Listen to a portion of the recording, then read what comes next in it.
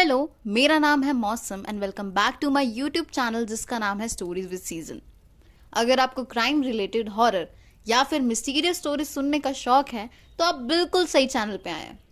और आज जो मैं आपके लिए केस लेकर आई हूँ, इस केस ने साल 1995 में दिल्ली के अंदर तहलका मचा दिया था। So without any further due, let's get straight into the video.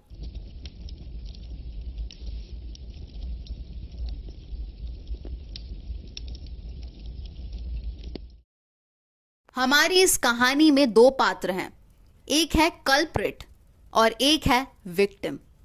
इस केस में जो कल्प्रिट है उसका नाम है सुशील शर्मा और जो विक्टिम है उसका नाम है नैना साहनी।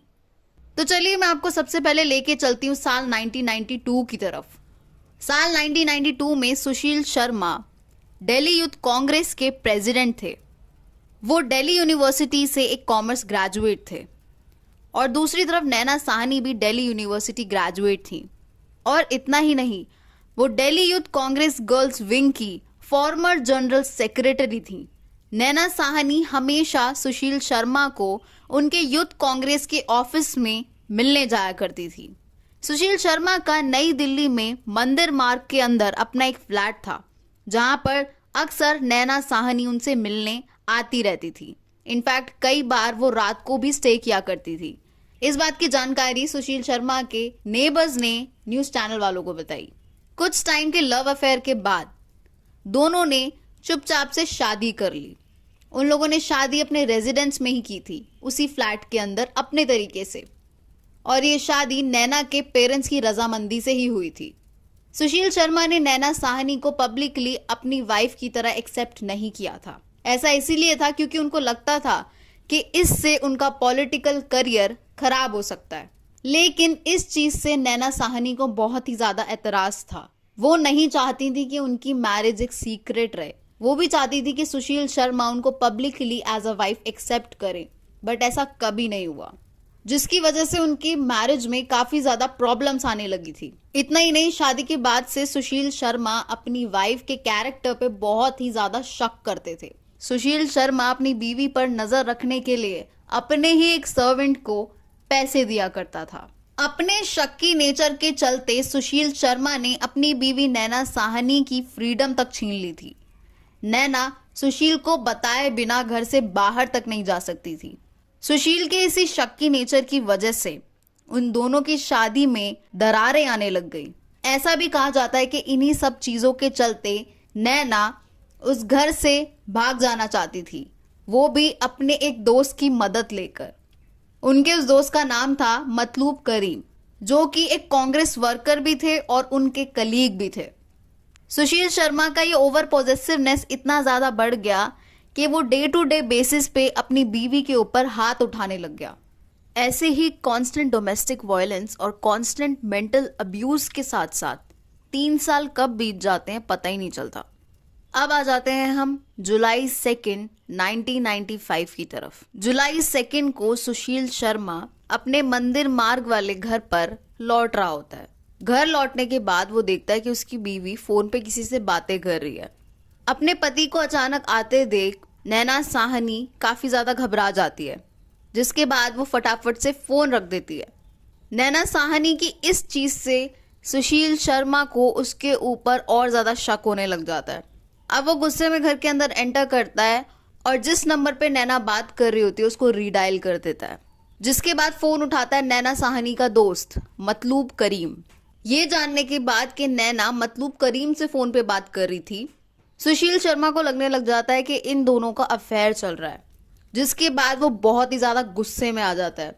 वो इतना ज्यादा गुस्से में आ जाता है कि वो अपनी लाइसेंस रिवॉल्वर निकाल के नैना की तरफ 3 बार शूट करता है। पहली गोली नैना के सर में लगती है, दूसरी नेक में, तीसरी गोली एसी के अंदर जाकर अटक जाती है और नैना साहनी की मौके पर ही मौत हो जाती है।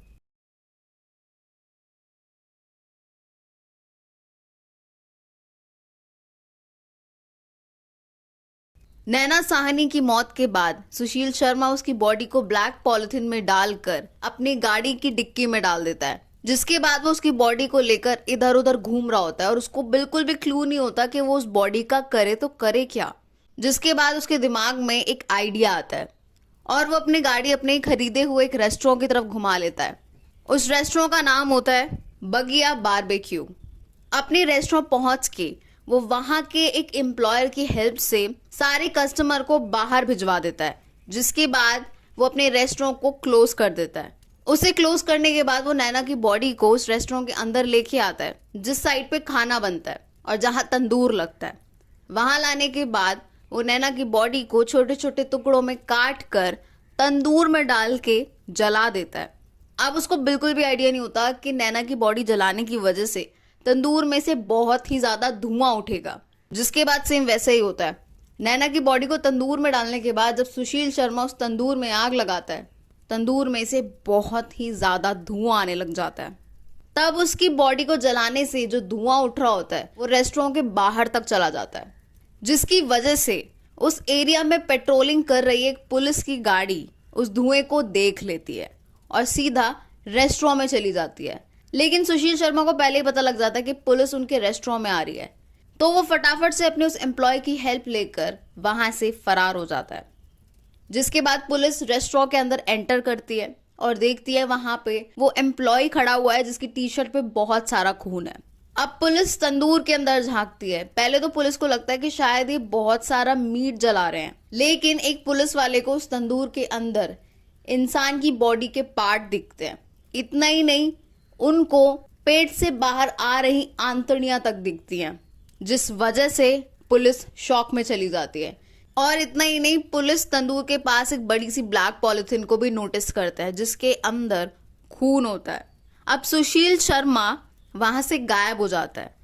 वो सिर्फ रेस्टोरेंट से ही नहीं, वो दिल्ली से भी गायब हो जाता है और वो बचने के लिए अलग अलग शहर घूमने लगता है, जैसे कि जयपुर, मुंबई और चेन्नई। लेकिन फाइनली वो 3 साल बाद जाकर 10 जुलाई 1995 को बैंगलोर में सरेंडर कर देता है। अब मैं आपको इस केस का आफ्टरमैथ बताती हूँ। अब ये जो केस था वो क्लियर कट होमिसाइडल डेथ का केस था, जहां पर एक पति ने अपनी बीवी के ऊपर शक के चलते उसको मार दिया। लेकिन नैना साहनी को जस्टिस मिलने में कम से कम 10 साल लग गए। सुशील ने ये चीज कभी भी डिनाई नहीं की थी कि उसने नैना साहनी को मारा है, लेकिन वो हमेशा एक चीज डिनाई करता आ रहा था और वो ये था कि उसने नैना साहनी की बॉडी को चॉप करके नहीं डाला था। उसके कहने का मतलब ये था कि उसने नैना साहनी की बॉडी को डायरेक्टली डंप कर दिया था। और मेडिकल रिपोर्ट्स में भी यही निकला कि नैना साहनी की बॉडी को चॉप नहीं किया गया था। नैना साहनी और सुशील की शादी में जो इतनी सारी दरारें आई थी वो इसीलिए आई थी क्योंकि एक तो सुशील उसको पब्लिकली अपनी वाइफ मानने को तैयार नहीं था, जो चीज नैना को बिल्कुल भी अच्छी नहीं लगती थी, और दूसरा सुशील का शक्की नेचर और अब्यूज करना नैना को। और ऐसा कभी भी नहीं होता कि पॉलिटिकल करियर हो किसी इंसान का और अगर वो शादी कर ले तो वो करियर खराब हो जाए। लेकिन पता नहीं क्यों सुशील शर्मा को ऐसा लगता था कि अपनी शादी को पब्लिक करने के बाद उसका करियर खत्म हो जाएगा। पहले तो सुशील शर्मा को डेथ सेंटेंस दी गई थी, लेकिन उसके बाद उस सेंटेंस को हटा दिया और उसको कुछ सालों की जेल दी गई। अब वो जेल से बाहर है और अपनी सजा काट कर आ चुका है। तो आपको क्या लगता है ऐसे केसेस क्यों होते हैं? अभी श्रद्धा और आफ्ताब का केस हुआ था और उसके बाद निक्की यादव का। आपको क्या लगता है कि दो लोग जो साथ में रहते हैं, रिलेशनशिप में आते हैं, शादी करते हैं, उसके बाद ऐसा क्या हो जाता है उनके बीच में कि वो एक दूसरे को मारने पे उतर आते हैं? आपको क्या लगता है कि क्या चीज की कमी रह जाती है? अगर मैं अपना ओपिनियन दूं तो कमी है रिस्पेक्ट की। अगर आपका पार्टनर आपकी रिस्पेक्ट नहीं करता तो वो आपका पार्टनर कहलाने लायक नहीं है। तो या that's it for today. Hopefully आपको आज का ये केस पसंद आया होगा और इससे कुछ सीखने को भी मिला होगा। अगर आपको मेरा कहानी सुनाने का तरीका पसंद आता है तो प्लीज़ मेरे चैनल को सब्सक्राइब कीजिए, इस वीडियो को लाइक कीजिए, शेयर कीजिए और कमेंट करना तो बिल्कुल भी मत भूलिएगा। तो चलिए मिलते हैं हमारी नेक्स्ट स्टोरी में। Till then, thank you so much and bye bye.